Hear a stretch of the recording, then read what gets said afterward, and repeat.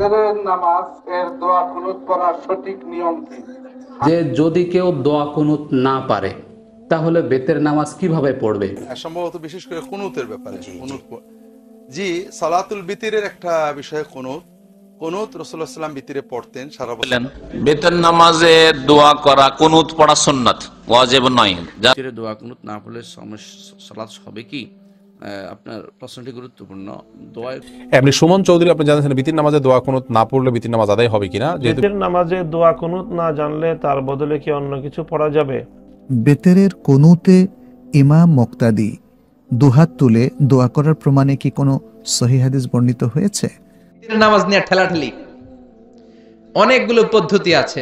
বেতেরের নামাজ আমরা অনেকে পড়ি, তো বেতেরের নামাজ পড়ার সময় কেউ যদি দোয়া কুনুত না পারে তাহলে সে কি পড়বে? আসসালামু আলাইকুম রাহমাতুল্লাহ। প্রিয় দর্শক শ্রোতা, আশা করি সকলেই অনেক অনেক ভালো আছেন। দর্শক, অনেক ব্যক্তি আছে যারা কিনা দোয়াই কুনুত পারে না। যে সমস্ত ব্যক্তিরা দোয়াই কুনুত পারে না তারা বেতের নামাজে কি পড়বে, কিভাবে তারা বেতের নামাজ পড়বে, আজকের এই ভিডিওটি এ বিষয় নিয়েই সাজানো হয়েছে। আজকের এই ভিডিওটি খুবই খুবই গুরুত্বপূর্ণ হতে চলেছে। এই ভিডিওটি প্রত্যেকটি মুসলিম ভাই এবং বোনদের অবশ্যই অবশ্যই দেখা উচিত, তাই বলছি ভিডিওটিকে এড়িয়ে যাবেন না। তো দর্শক, এ বিষয়ে জনপ্রিয় প্রসিদ্ধ কয়েকজন আলিমের মুখ থেকে মতামত আমরা জানবো। এই আলিমদের মধ্য থেকে যাদের মতামত সহিহ কুরআন হাদিস এবং দলিল ভিত্তিক মনে হবে সেটি আপনারা আপনাদের বিবেক দিয়ে গ্রহণ করবেন। তো দর্শক, চলুন বিস্তারিত আলিমদের মুখ থেকে শুনে আসি। সম্ভবত বিশেষ করে কুনুতের ব্যাপারে জি সালাতুল বিতিরের একটা বিষয় কুনুত রাসূলুল্লাহ সাল্লাল্লাহু আলাইহি ওয়াসাল্লাম বিতিরে পড়তেন, সারা বছর পড়তেন না মাঝে মাঝে পড়তেন, এটা নিয়ে কোনো স্পষ্ট রিওয়ায়াত নেই, ফুকাহাদের ইখতিলাফ রয়েছে। তবে কুনুত না পড়লে কি হবে এটার চেয়ে আমাদের অনুভব করতে হবে পড়লে কি হবে। আমরা তো সালাত আদায় করি আল্লাহর কাছে কিছু চাওয়ার জন্য, আর কুনুতের ভিতরে তো আমরা আমাদের জীবনের সবচেয়ে ভালো জিনিসগুলো চাই। তা আমি বুঝি না যে আমরা চাওয়ার সুযোগ কেন ছাড়বো। আল্লাহ আমাদের সুযোগ দিয়েছেন কুনুতের মাধ্যমে আমাদের প্রিয়তম দোয়াগুলো আমরা আল্লাহর কাছে বলবো, চাইবো। কুনুতের সুন্নত পদ্ধতি আছে। রাসূলুল্লাহ সাল্লাল্লাহু আলাইহি ওয়াসাল্লাম সালাতুল বিতরে সূরা ফাতিহা এবং অন্য সূরা শেষ করার পরে কুনুত পড়তেন। কাজে আমরা কুনুত পড়বো, তবে কুনুত পড়াটা ওয়াজিব না সুন্নত, সারা বছর না শুধু রমজানে, এটা নিয়ে ফুকাহাদের মতভেদ আছে। আমাদের দেশে সাধারণভাবে ফুকাহারা বলেন যে সারা বছর কুনুত পড়াটাই ওয়াজিব। তা আমরা একান্ত বাধ্য না হলে কুনুত পড়তেই থাকবো। এটা অত্যন্ত ভালো নেক আমল এবং এর মাধ্যমে আমরা আমাদের গুরুত্বপূর্ণ বিষয়গুলো আল্লাহর কাছে চাই। আল্লাহ তাআলা আমাদের তৌফিক। বেতরের নামাজ এর দোয়া কুনুত পড়ার সঠিক নিয়ম কি? হাত বেঁধে নাকি মোনাজাত করে? এই বিষয়টি একটি গুরুত্বপূর্ণ বিষয়। মানুষ ভুল বুঝে, মানুষ বুঝতেই পারছে না বেতের বিষয়টি কেমন। প্রথমে একটা কথা মনে রাখবেন, বেতের পড়লেই কুনুত পড়তে হবে এই কথাটা ঠিক নয়। এইটা আগে ঠিক করে নেন। মানে বেতের পড়লেই কুনুত পড়তে হবে এই কথাটা ঠিক নয়। কেউ যদি কোনোদিন দোয়ায়ে কুনুত পড়তে চায় তাহলে ভিতরে পড়তে হবে, এটা হলো শরীয়ত। কেউ যদি কোনোদিন দোয়ায়ে কুনুত পড়তে চায় তাহলে কোথায় পড়বে? ভিতরে সালাতে পড়বে, এটা হলো শরীয়ত। আল্লাহ রাসূল রমজান ছাড়া দোয়ায়ে কুনুত পড়তেন না, আর সাহাবীগণ মাঝে মধ্যে এমনি টাইমে পড়তেন। আগে এইটা স্পষ্ট করে নেন, আগে জেনে নেন যে প্রতিদিন দোয়ায়ে কুনুত পড়তে হবে না। এরপরে বলেন যে রুকুর আগে পড়বো না পরে পড়বো। রুকুর আগে হাত বাঁধা অবস্থায় পড়ে নেন, তবে আল্লাহুম্মা নাস্তাইনুকা ওয়া নাস্তাগফিরুকা এটা নয়, এটা দোয়ায়ে কুনুত না, এটা কুনুতের রাত নাজেলা। দোয়ায়ে কুনুত হচ্ছে আল্লাহ মাহদিনি ফিমান হাদাইতা ওয়া আফিনি ফিমান আফাইতা ওয়া তাওয়াল্লানি ফিমান তাওয়াল্লাইতা, এইটা হলো দোয়ায়ে কুনুত। এটা পড়বেন হাত বেঁধে, এটাই হলো বুখারী মুসলিমের হাদিস। তবে আবু দাউদ নাসাই তিরমিজিতে আছে সাহাবীগণ রুকু থেকে উঠেও পড়তেন। তো রুকু থেকে উঠেও পড়তে পারেন, রুকু থেকে উঠে দোয়াটা পড়ে চলে যাবেন। তো রুকু থেকে উঠে পড়লে হাত উঠাতে পারেন, রুকু থেকে উঠে পড়লে হাত উঠাবেন, আর রুকুর আগে পড়লে হাত বাঁধাই থাকবে। যে যদি কেউ দোয়া কুনুত না পারে তাহলে বেতের নামাজ কিভাবে পড়বে, অর্থাৎ বেতের নামাজের দোয়ায় কুনুতের স্থানে কি পড়বে, সেই বোনের এই প্রশ্ন উত্তরটি আজকে আপনাদের সামনে খুবই সংক্ষিপ্তভাবে উপস্থাপন করার চেষ্টা করছি। ওয়া মা তাওফীকি ইল্লা বিল্লাহ। আমি প্রথমে বলছি, বেতের নামাজে দোয়া কুনুত পড়াটা ফরজ নয়।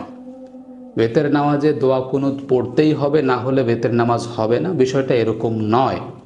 তবে বেতের নামাজে দোয়া কুনুত পড়াটা সুন্নতে মুআক্কাদা, ফিকহি হানাফি মতে এটাকে ওয়াজিব বলা হয়। অতএব আমরা বলতে পারি বেতের নামাজে দোয়া কুনুত পড়াটা ফরজ না হলেও অত্যন্ত গুরুত্বপূর্ণ একটি বিষয়, যেহেতু আল্লাহ রাসূল সাল্লাল্লাহু আলাইহি সাল্লাম পাঠ করেছেন এবং পাঠ করার ব্যাপারে হাদিসে উল্লেখ আছে। তো কেউ যদি দোয়া কুনুত না পারে, তাহলে সে ব্যক্তি সেই দোয়া কুনুতের স্থানে অন্য কিছু পড়বে কিনা, সূরা কিরাত পড়বে কিনা, সুবহানাল্লাহ, আলহামদুলিল্লাহ, আল্লাহু আকবার, কোনো জিকির আজগার আছে কিনা? প্রশ্নের উত্তর হলো, দোয়া কুনুত না পারলে সে সরাসরি রুকুতে চলে যাবে, সেই স্থানে অন্য কিছু পড়তে হবে এরকম কোনো বিধান হাদিস দ্বারা সাব্যস্ত নয়। দোয়া কুনুতের জায়গায় আমরা যেখানে দোয়া কুনুত পড়ি, সূরা ফাতিহা শেষ করার পরে অন্য একটা সূরা পড়ার পরে আমরা যখন দোয়া কুনুত পড়ি, সেই স্থানে যদি কেউ দোয়া কুনুত না জানে, না পড়তে পারে, তাহলে তার জন্য দোয়া কুনুত পড়া জরুরি নয়। অর্থাৎ সে সরাসরি রুকুতে চলে গেলেও তার নামাজ হয়ে যাবে, এজন্য তার কোনো ক্ষতি হবে না, নামাজের কোনো ক্ষতি হবে না। বেতের নামাজে দোয়া করা কুনুত পড়া সুন্নাত, ওয়াজিব নয়। যারা ওয়াজিবের ফতোয়া দিয়েছে ভুল ফতোয়া, বরং সহি হচ্ছে সুন্নাত। আর সুন্নাত মানে মাঝে মধ্যে নবী সাল্লাল্লাহু আলাইহি ওয়াসাল্লাম ছেড়েছেন। সুতরাং এই জন্য হারমানি শরীফানে মক্কায় যদি 30 দিন তারাবি পড়েন, দেখবেন যে 2 দিন 3 দিন তো ছাড়ে, 2 দিন 3 দিন ছাড়ে। আমি গত রমজান অথবা তার আগে রমজানে মক্কায় 14 রমজান ছিলাম, তো দেখি যেই দিন আমি তারাবি নসিব হয়েছে সেই দিনে আর কোনুত হইল না। কোনো অসুবিধা নেই, মাঝে মাঝে ছাড়াটাই সুন্নাত, কারণ এটা সুন্নাত, যাতে করে মানুষ বুঝে এটা ওয়াজিব নয়, ঘাটতি হলো না, বরং এটাই ঠিক। ভিতরে দোয়া কুনুত না পড়লে সালাত হবে কি? আপনার প্রশ্নটি গুরুত্বপূর্ণ। দোয়ায় কুনুত হচ্ছে আসলে মুস্তাহাব বা সুন্নাত জিনিস, ওয়াজিব নয়। হানাফি মাযহাবে ওয়াজিব বলা হয়েছে, কিন্তু ওয়াজিব বলার আসলে শক্তিশালী কোনো দলিল নেই, এই জন্য আসলে ওয়াজিব নয়, এটা সুন্নাত। যদি আপনি ভিতরে দোয়ায় কুনুত পড়তে পারেন আলহামদুলিল্লাহ, কারণ একটা দোয়ার জায়গা। আর রমজান মাসে রাসূলুল্লাহ সাল্লাল্লাহু আলাইহি ওয়াসাল্লাম কুনুত পড়তেন, সেই জন্য আপনি রমজান মাসে পড়বেন কুনুতটা। অর্থাৎ রাসূল 15 দিন পড়েছেন, বিশুদ্ধ হাদিস দ্বারা সাব্যস্ত হয়েছে। সারা বছর পড়েছেন, এমন বিশুদ্ধ হাদিস দ্বারা প্রমাণিত হয়নি। মাঝে মধ্যে তিনি করেছেন, মাঝে মধ্যে ছাড়টা এই জন্য সুন্নাতের পর্যায়ে পড়ে। তো মাঝে মধ্যে এই জন্য দেখবেন মক্কাতে যখনই সালাত হয়, তারা একবার রমজান মাসে একদিন তারা এই ছেড়ে দেয়, কুনুত পড়া ছেড়ে দেয়, তো বোঝানোর জন্য যে এটা ফরজ ওয়াজিব নয়। তো আমরা সহজে বুঝি না এটাই, যে কুনুত পড়াটা হচ্ছে মুস্তাহাব বা মুস্তাহাসান বা উত্তম সুন্নাত, রাসূলুল্লাহ সাল্লাল্লাহু আলাইহি ওয়াসাল্লাম করেছেন, কিন্তু ওয়াজিব নয়, ওয়াজিব হওয়ার কোনো দলিল নেই। এই জন্য কুনুত আপনি করলেও আপনার ভিতর হবে, কুনুত না করলেও আপনার ভিতর আদায় হয়ে যাবে আলহামদুলিল্লাহ, কোনো সমস্যা নেই। আর কুনুতের জন্য ওই দোয়াটি, যে 2টি দোয়া আছে, আল্লাহুম্মা ইন্না নাস্তাঈনুকা, এটা আরেকটা হচ্ছে আল্লাহুম্মা হদিনি ফিমান হাদাইত, এই 2টা ছাড়াও যদি না পারেন যে কোনো দোয়াই আপনি করতে পারবেন। আর এই 2টি দোয়ার ছাড়াও সাথে অন্য দোয়াও আপনি করতে পারবেন, কোনো সমস্যা নেই। এমনি সুমন চৌধুরী আপনি জানেন বিতির নামাজে দোয়া কুনুত না পড়লে বিতির নামাজ আদায় হবে কিনা? যেহেতু বিতির নামাজে দোয়া কুনুত পড়াটা ইমাম আবু হানিফা রাহিমাহুল্লাহ সহ অনেক ওলামাদের মধ্যে ওয়াজিব, অতএব তার দৃষ্টিতে এটি আদায় না করলে নামাজ আদায় হবে না, আপনার সেজদা করা উচিত যদি ভুলে যান। সৌদি আরবের স্কলাররা কিন্তু এটিকে সুন্নাহ বলেন, তাদের মতে বিতির নামাজে দোয়া কুনুত না আদায় করলেও নামাজ হয়ে যাবে, সেজদা দিতে হবে না ভুলে গেলে। বেতের নামাজে দোয়া কুনুত না জানলে তার বদলে কি অন্য কিছু পড়া যাবে? হ্যাঁ, দোয়ায়ে কুনুত পড়া যদিও ওয়াজিব, কিন্তু যদি কেউ দোয়ায়ে কুনুত না পারে, যদি তার এটা জানা না থাকে, তাহলে দোয়া কুনুতের জায়গায় সে এমন যে কোনো দোয়া, রব্বানা আতিনা ফিদ দুনিয়া হাসানাহ ওয়া ফিল আখিরাতি হাসানাতাও ওয়া কিনা আযাবান নার, এই জাতীয় যে কোনো দোয়া যেটি কোরআন হাদিসের মধ্যে বর্ণিত রয়েছে, যে কোনো দোয়ায়ে মাসুরা দোয়ায়ে কুনুতের পরিবর্তে পড়া যেতে পারে। তবে দোয়ায়ে কুনুত শিখে নেওয়াটা এটা জরুরি তার জন্য। যতদিন পর্যন্ত দোয়ায়ে কুনুত সম্পূর্ণ না শিখছে, ততদিন পর্যন্ত বিকল্প অন্য যে কোনো দোয়ার মাধ্যমে সে ভিতরের নামাজ আদায় করতে পারে। বেতেরের কুনুতে ইমাম মুক্তাদি দুহাত তুলে দোয়া করার প্রমাণে কি কোনো সহিহ হাদিস বর্ণিত হয়েছে? আমরা এখানে একটু বিস্তারিত বলার চেষ্টা করব। বেতেরের সালাতে কুনুত পড়া যাবে কিনা এটা নিয়ে আমাদের ওলামায়ে কেরাম ইখতিলাফ করেছেন। তবে সওয়াব এবং বিশুদ্ধ হচ্ছে বেতেরের সালাতে কুনুত সাব্যস্ত হয়েছে, এবং এটা সাব্যস্ত হয়েছে কিবারুস সাহাবা তাদের আমলের মধ্য দিয়ে রমাদান মাসে, এবং রমাদান ছাড়া অন্যান্য মাসেও তারা যখন বেতের সালাত পড়েছেন সেখানে কুনুত পড়েছেন, অতএব কুনুত সাব্যস্ত হয়েছে। মুহাম্মদ বিন নাসর আল মারওয়াজি রাহিমাহুল্লাহ বিখ্যাত একজন মুহাদ্দিস, তিনি আল আসওয়াদ থেকে বর্ণনা করেছেন আল আসওয়াদ, একজন তাবেঈ। তিনি বলেন সাহিবতু উমারা ইয়ানি ইবনে আল খাত্তাব, তিনি বলছেন আমি ওমর ইবনে আল খাত্তাবের সাথী হয়েছি সিত্তাতা আশহুরিন, 6 মাস। 6 মাস ওমর ইবনে আল খাত্তাবের সাথে আমি থেকেছি। ফাকানা ইয়াকুনুতু ফিল ওয়াতরি, তিনি ওয়েতরের মধ্যে কুনুত পড়তেন। আচ্ছা, মুহাম্মদ ইবনে নাসর আল মারওয়াজি আরো বলেন ওয়াকানা আব্দুল্লাহ ইয়ানি আব্দুল্লাহ ইবনে মাসউদ রাদিয়াল্লাহু তাআলা আনহু ইয়াকুনুতু ফিল ওয়াতরি আস-সানাতা কুল্লাহা, আব্দুল্লাহ ইবনে মাসউদ রাদিয়াল্লাহু তাআলা বছরের পুরো সময় ধরে ওয়েতরের মধ্যে কুনুত পড়তেন। ওয়ান আলী, তিনি আরো বলেন ওয়ান আলী ইয়ানি আলী ইবনে আবি তালিব রাদিয়াল্লাহু তাআলা আনহু আন্নাহু কানা ইয়াকুনুতু ফি রমাদান কুল্লিহি, আলী ইবনে আবি তালিব রাদিয়াল্লাহু তাআলা পুরো রমাদান জুড়ে কুনুত পড়তেন ওয়েতরের মধ্যে, ওয়া ফি গায়রি রমাদান ফিল ওয়েতর, এবং রমাদানের বাইরেও পড়তেন। মুখতাসার কিয়ামুল লাইল ওয়া রমাদান ওয়াল ওয়েতর, এই গ্রন্থের মধ্যে মুহাম্মদ ইবনে নাসর আল মারওয়াজি তিনি এই কথাগুলো উল্লেখ করেছেন, এই রেফারেন্সগুলো উল্লেখ করেছেন। আর এখন বেতরের সালাতে যখন আমরা কুনুত পড়ব, এটাই সত্য, আমরা হারামাইনে সেটা পড়তে দেখেছি, আমরাও পড়ি। তো বেতরের সালাতে কুনুত পড়ার সময় হাত কি তুলবো নাকি হাত ছেড়ে দিয়ে পড়বো, এটা নিয়েও উলামায়ে কেরাম ইখতিলাফ করেছেন। যারা বলেছেন যে বেতরের সালাতে কুনুত পড়া যায়, তাদের অনেকে বলছেন যে কুনুত পড়ার সময় হাত তোলা যাবে না। তবে এক্ষেত্রেও বিশুদ্ধ হচ্ছে আর রাফউ ফিল ওয়াতরি সাহিহুন সাবিতুন, বেতরের সালাতের মধ্যে হাত তোলা দোয়ার ক্ষেত্রে কুনুতে হাত তোলা এটা সহি এবং এটা সাব্যস্ত হয়েছে। এটা সাব্যস্ত হয়েছে বড় বড় সাহাবীদের আমলের মাধ্যমে, ফেইলের মাধ্যমে। যেমন ইমাম বাইহাকির আমরা একটা রিওয়ায়াত এখানে বর্ণনা করছি। ইমাম বাইহাকি তিনি বলেছেন ইন্না আদাদাম মিনাস সাহাবাতি রিদওয়ানুল্লাহি আলাইহিম রাফাউ আইদিয়াহুম ফিল কুনুত, সাহাবাদের একদল লোক বা মানে বেশ কিছু সংখ্যক সাহাবায়ে কেরাম রাদিয়াল্লাহু আনহুম, তারা কুনুতের মধ্যে তাদের হাত তুলতেন। তিনি আরো বলেছেন মা রাওয়াইনাহু আন আনাস ইবনে মালিক আনিন নবী সাল্লাল্লাহু আলাইহি ওয়াসাল্লাম, as-সুনান আল কুবরার মধ্যে তিনি বলেছেন। এর পাশাপাশি আমরা আনাস ইবনে মালিক থেকে আরেকটা হাদিস বর্ণনা করেছি, যেটা তিনি নবী সাল্লাল্লাহু আলাইহি সাল্লাম থেকে বর্ণনা করেছেন যে তিনিও হাত তুলেছেন। আচ্ছা, এক্ষেত্রে মুহাম্মদ ইবনে নাসর আল মারওয়াজি মানে কুনুতে হাত তোলা নিয়ে তিনি আরো কিছু বর্ণনা নিয়ে এসেছেন, আরো কিছু দলিল।